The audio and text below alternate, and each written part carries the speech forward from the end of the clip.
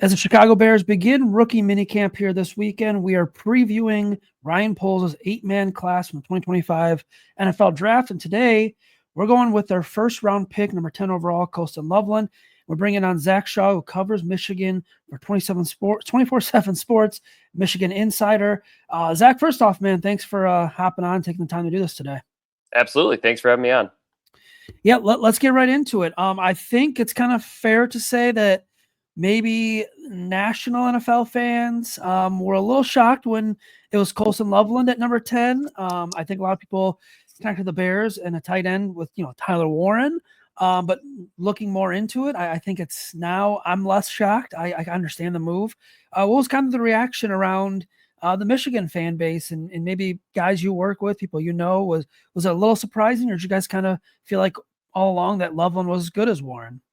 Yeah, I mean, obviously Michigan fans are big Colston Loveland fans, and I think people covering him. I mean, I think the one I will be honest, I haven't dug totally into it, but Loveland's younger. He's had more years of maybe sustained success. I thought Tyler Warren had a fantastic year. I mean, any accolades he got for last season were great, but he wasn't someone that, had been. I mean, Nick Saban was calling Colston Loveland the best tight end he's ever recruited like 4 years ago. So I think if you're thinking about the totality and then also the age part of things, and obviously he's going to have to earn that second contract, but the fact that he's only a junior in college right now, I think that could take advantage. And it's not like he's got these major knocks on his game. I mean, he's a fantastic player. He's got a lot of strengths, and I think they're both good. I expect both to, be on my fantasy, not on my fantasy team, but in my fantasy league and stuff. So they're both good, but I kind of like the upside of Loveland a little bit more as someone that you're thinking to build your offense around a little bit. In terms of recruiting and him ended up at Michigan and his career at Michigan, what can you tell us about his experience at Michigan and what he brought, to the offense, and obviously winning a title and being a key part of that? Yeah, if he wasn't from Gooding, Idaho, he might have been a 5-star recruit. I mean, he was someone Michigan they were recruiting him like he was the best player they've ever recruited. And Nick Saban, like, this is a thing. Like, Nick Saban, now part of that's recruiting, right? You're going to tell players what they want to hear, but he said, you're the best tight end we've ever recruited. And this is a guy from a town of 3,500 in Idaho. I'm sure you've read into his backstory, but, like, legitimately a farm race, like farm strong kind of guy. And Michigan recruited him like he ended up being a 4-star. So it's not like he was a nobody, but for where he was from, I think Michigan got a lot of points for evaluating early. They find tight ends in the most random places. There's been some that have made it to the NFL that had never played the position before, or from, Connecticut or New Mexico. So Michigan, they've always kind of left no stone unturned with tight ends, and it was immediate. Immediately they knew Loveland was going to be one of their best tight ends. I think Jake Budd, even, former All-American Mackey Award winner, I think before Loveland even played a game, said Colston Loveland's going to be viewed as the best tight end to play for Michigan. And so it did take him a few games to like work his way up the depth chart and everything. And obviously he had to learn how to block a little bit more and how to do some of the nuances. But you can go back and watch his freshman year, the Big Ten championship game. He made this catch against Purdue, like in traffic, he kind of mossed the guy, and he was just making plays tight ends don't normally make early on, and you could just tell he was a high level receiver. You could put him in the slot, and then obviously it was well documented just how good he was last season and in 2023 as well. But even his freshman year, I mean, that always impressed me. Is I don't even know his like testing times or anything, but you can just see him, and you can see, especially in college defenses don't really have guys who can guard him on a regular basis, right? You think about, like, are you doing a safety? Then you're kind of undersized. Do you do a linebacker? You're probably too slow. So it was impressive. I mean, Michigan can take some credit for developing him, but it was pretty clear from immediately when he got on campus, this was quite a recruiting win for the Wolverines. So, I mean, early on in his career, I mean, was it just, like you said, you could just tell, like, he was maybe a slow start, but he was going to get it eventually. Was there maybe a moment that, clicked, or a moment you remember from that freshman year? I know you mentioned the Moss type play, but maybe in the regular season or anything like that, where you're like, okay, he's on the right track, he can get better, things like that, or was it just quick?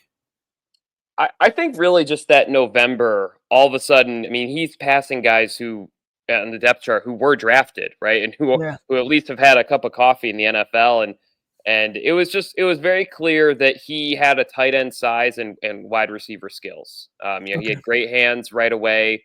He was able to create some leverage early on, and you know, it's always a joke in our industry, like freshman wide receivers suck a lot of Yeah. times. I mean, there's a few guys now who are just cut from a different cloth, but that's one of the positions, just the nuances of like, oh, actually I have to go up against like people who want to be NFL defensive backs or NFL defenders, not future accountants. And so there's a big adjustment in terms of like the hand placement, making catches in traffic, things like that. And I think if you go back and watch that November 2022, and I'd point to that Purdue play as maybe the big one, but I think he had a touchdown, if I'm not mistaken, against Ohio State the week prior. So it was all of a sudden he was passing guys that really weren't expected to be passed. It's not like Michigan was like desperate for a tight end to step Yeah. up. Like they had guys, that were doing pretty well for them, and so for him to work his way into things, and I think being able to do it out of the slot and not look like a tight end in the slot, if that makes. I mean, I'm sure that Yeah. happens more in the NFL, but I think that's how I would put it. Is like he just kind of he could have plays where he looked like a wide receiver that was just 6'5" and 240 pounds. So yeah, from a pass catching standpoint, he was very advanced early, and I think over the next couple of years, he kind of learned how to be, do the well rounded part of being a tight end. Yeah, and I, watching the tape, I've watched on him since they've drafted him. I've watched some Michigan games here and there. It looks like, and I don't want to compare him to Brock Bowers, but he looks more Brock Bowersy than Warren did in a way, where like kind of a Sure. better receiver, could line up in different spots if needed. How much did we see? I mean, how much did you see him lining up in the slot? On the outside, did Michigan kind of use him that way? And how big was it to have JJ McCarthy as a quarterback and having Lovelin as a reliable weapon? Yeah, receiver has not been a strength for Michigan the past couple of years. I mean, he had more catches and yards than any Yeah. receiver has, and so they kind of had to put him in the slot. And part of it was like, let's show NFL teams what this guy can do, play to his strengths a little bit, because he was a receiver most of high school. I think it was once he passed like the 220-pound mark, they were like, all right, you should probably get some work in at tight end. But yeah, they liked him in the slot. I'd have to go look at like the exact snap counts to give you a percentage after this, but it was high. It was definitely high for a tight end, and it worked. I think that was something that really kind of impressed me. I mean, you mentioned JJ McCarthy. Obviously, he had some great numbers with JJ throwing to him. I believe he had a first down on literally 50% of his targets in Wow. 2023, which is great. I mean, that's a tight end. That's what you dream about for having in a tight end. And I don't think it was quite that high this past fall, but Michigan had terrible quarterback play. I mean, I think they were 131st nationally in yards per pass attempt. And so, but Loveland was still pretty efficient, and he's facing a lot of double coverage. Yeah. Obviously, teams are circling him in the red pen like 4 times every time they do a scouting report on Michigan's pass game, and so they put him out in the slot more. Had him do a little bit more stuff over the middle of the field, and kind of just a little bit more receiver looking routes, I guess is how I would put it. And I feel like he held up pretty well. I mean, I'm not going to, he wasn't the tight end of the year, but I think if you watch his plays, you're kind of like, man, some of those balls just came in pretty slow. They didn't come in where they were supposed to. You're almost kind of like, if he'd had like an above average, not even like a Heisman caliber, but an above average quarterback this past season, I kind of think he would have been tight end of the year. And maybe that's just because I covered him a little bit more and I did see all those ins and out plays. But in terms of that standpoint, I mean, his numbers were like took a dip, but I think anyone looking at that should definitely look at how Michigan fared throwing it to everybody else, because he missed a few games. He still had a third of their catches, a third of their yards, and it was just it was very clear. It's kind of rare that a tight end is that much better than the rest of the offense. It's kind of a unique year, but it was really obvious at times that they had a first round draft pick tight end, and the rest of the offense was in rebuild mode. Yeah, I was gonna say. I mean, I was gonna ask you, how bad was it? I mean, I watched the Ohio State game and I watched the USC game, Okay. and it just looked like they couldn't move the ball through the air. And even some of the tape on Lovelin I've watched, you're looking at like he's open and the ball's 10 Yeah. yards over his head or something like that. Yeah. By the So time how he I gets mean, to him, he's not open. Yeah. yeah. So how bad really was it? And how bad, how much better could his production have been, like you said, even with a decent quarterback, I'd say. Yeah. Every once in a while, you'll see a college team or an NFL team. They lose their star quarterback, Yeah. and then they bring in a backup that they weren't planning to play, and they're not quite just handing it off, but kind of like they're doing Yeah. that like let's get through this game. That's pretty much what their offense became. Okay. It's just there's a whole. I'm sure the Bears fans maybe some do, but there's a whole long like 2 hour version of this answer of just what happened at quarterback. But it was really rough. It was. Okay. I mean, they were not. I'm not gonna say lucky because they earned the wins, but they were lucky to come away 8-5.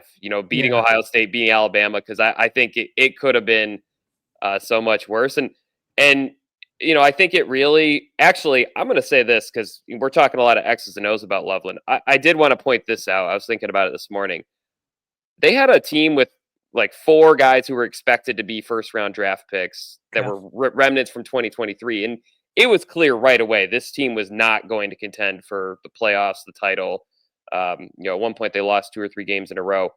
I think Loveland, he really impressed me this past season in how Okay. he handled it. I always, as a reporter, I'm sure you've come to this, like what players are speaking after losses, Yeah. and not just speaking because someone told them to, but like honestly coming in. And I remember they lost to Illinois actually, and I asked him like, hey, how do you make sure players aren't thinking about the draft? How do you? And he had like one of the better quotes of the whole season, and the gist of it was he basically just looked at me and said the only way through it is through it, Yeah. and Wow. and he was like we're gonna dig our heels in. Or I think he even said like I know I'm gonna dig my heels in and give this everything I have, and he also mentioned he wanted to like wreck other teams' seasons, and I guess for a junior who has millions of dollars at stake, and it was just so clear, that the offense had kind of failed him.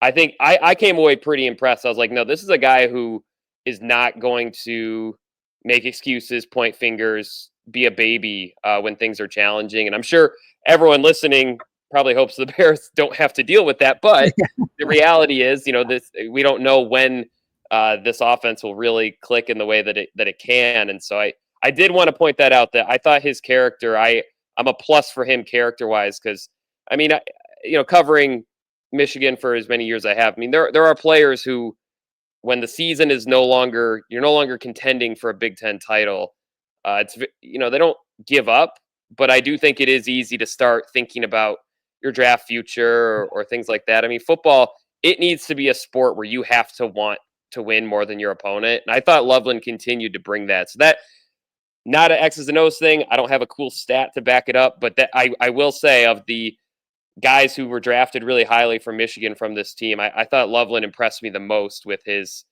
grittiness and I guess determination to not quit, not give up when, frankly, I wouldn't blame them. I'm thinking about like if it Yeah. were my kid, like you got a draft future to think about, but Loveland, he's not wired that way.